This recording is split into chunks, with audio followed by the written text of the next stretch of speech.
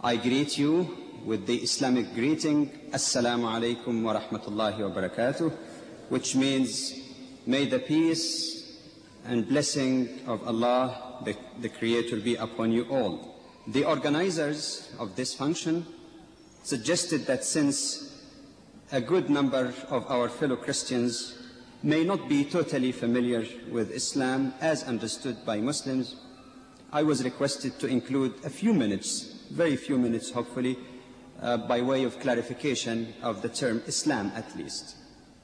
The term Islam comes from an Arabic root which denotes peace and submission. Put together, Islam simply means peace through submission to the will of the Creator, to Allah.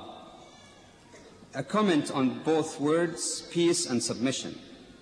When we speak about peace, we speak about, above all, peace with Allah, the Creator, peace with oneself, the certitude, the confidence, the tranquility resulting from believing in the Creator, and as a result, it would achieve, hopefully, peace with other human beings and peace with the universe and environment in which we live.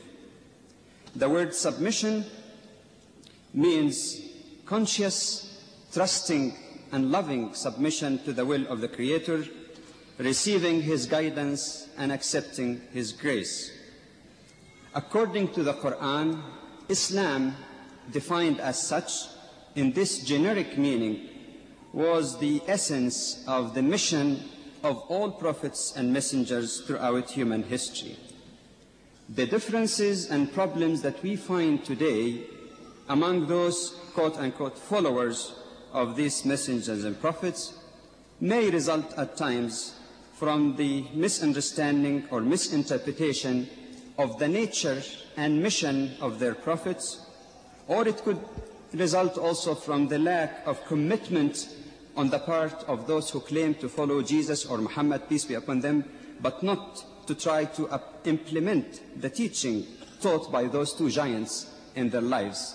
And as such, we can never evaluate a religion or faith by the action of those who claim to belong to it, but rather to evaluate those who claim to belong to any faith according to the standards of that faith, according to the authentic teaching by the great prophets of those ways of life, or faith, I should say.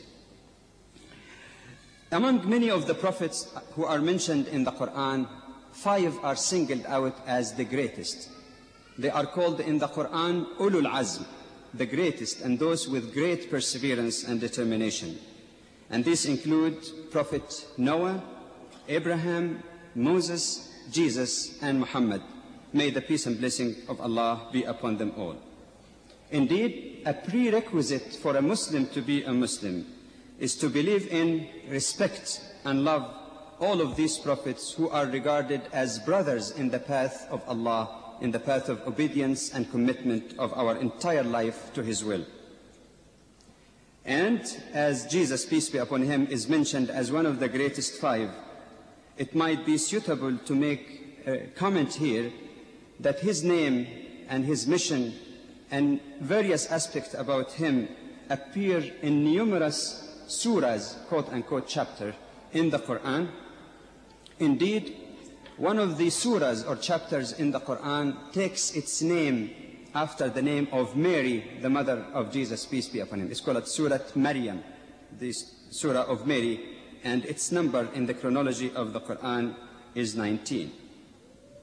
Now, while Muslims and Christians do differ, and we should make the point clear, do differ on the issue of divinity attributed to Prophet Jesus, peace be upon him, and while they differ also on the issue of crucifixion, whether it happened, what the meaning of it is, even if it happened, what significance really does it have, I believe there is still an area of common ground that we may start from, that both Muslims and Christians believe in, respect, and love Jesus, peace be upon him. He is called in the Quran a prophet, messenger, Masih, anointed or Messiah. He is described in a very tender way, especially in this surah number 19, as one who is blessed in this life and the hereafter, and among those who are nearest to Allah, the Creator. I hope that while we all understand that interreligious understanding and dialogues might involve varying degrees of emotions, I do hope, however, that all of us here, belonging to Islam, Christianity, or other ways of life for that matter, approach tonight's evening with a loving atmosphere and with an open heart and open mind. I feel that I am echoing the feeling of the great majority of those who are present, that it is indeed quite useful and beneficial for both Muslims and Christians to get together and to try to understand each other.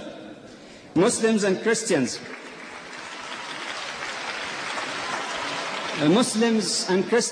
together, with nearly 1 billion more or less followers each, constitute about 40% of world population.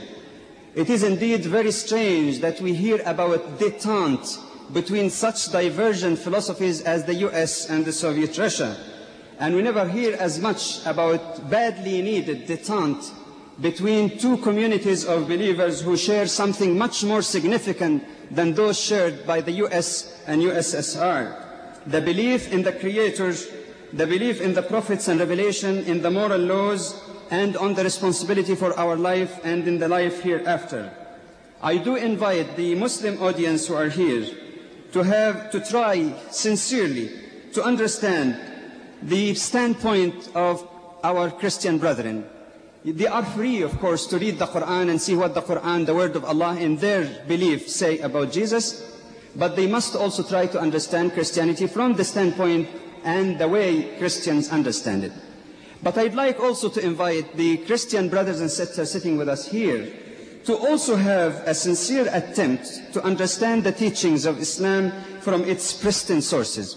One scholar once commented that until relatively recently, 95% of the books written about Islam has been written by non-Muslims, mostly missionary or Orientalists. And he's a good friend of mine, Reverend Harry Armand. When he quoted this, he addressed the Christian audience and said, what is your feeling as a Christian if 95% of the books written about Christianity are written by Muslims?